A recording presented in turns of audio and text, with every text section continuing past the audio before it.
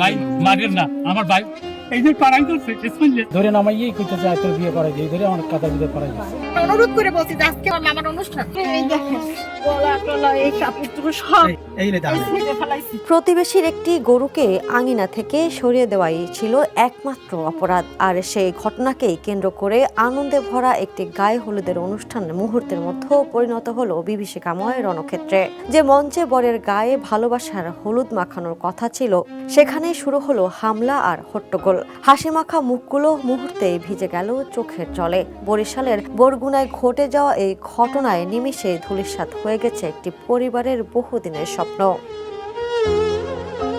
গায়ে হলুদের এই মঞ্চে জ্বলে ওঠার কথা ছিল হাজারো রঙিন আলো, চারপাশ মুখরিত হওয়ার কথা ছিল স্বজনদের হাসিতে, গানে আর উল্লাসে। কিন্তু নিমিষেই সে আনন্দের মুহূর্ত রূপ নিল এক বিভীষিকায়। সামান্য একটি গরুকে তাড়িয়ে দেওয়ার জোরে বরের উপরে চড়া হয় ক্ষিপ্ত গরুর মালিক। বেদম মারধর করে তছনছ করে দেওয়া হয় জীবনের সবচেয়ে সুন্দর আয়োজনটি। পণ্ড হয়ে যায় একটি পরিবারের বছরের পর বছর জমানো স্বপ্ন। ঘটনার ভিডিও সামাজিক যোগাযোগ মাধ্যমে ছড়িয়ে পড়ার পর শুরু হয়েছে তীব্র সমালোচনা। অনেকেই প্রশ্ন তুলছেন, সামান্য একটা বিষয়কে কেন্দ্র করে মানুষ কিভাবে এতটা হিংস্র হয়ে উঠতে পারে।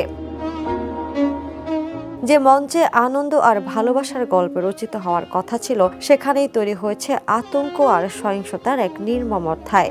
এখন সবার একটাই প্রত্যাশা, ঘটনার সুষ্ঠু তদন্ত হোক এবং দায়ীদের বিরুদ্ধে যথাযথ ব্যবস্থা নেওয়া হোক। Next report, The News.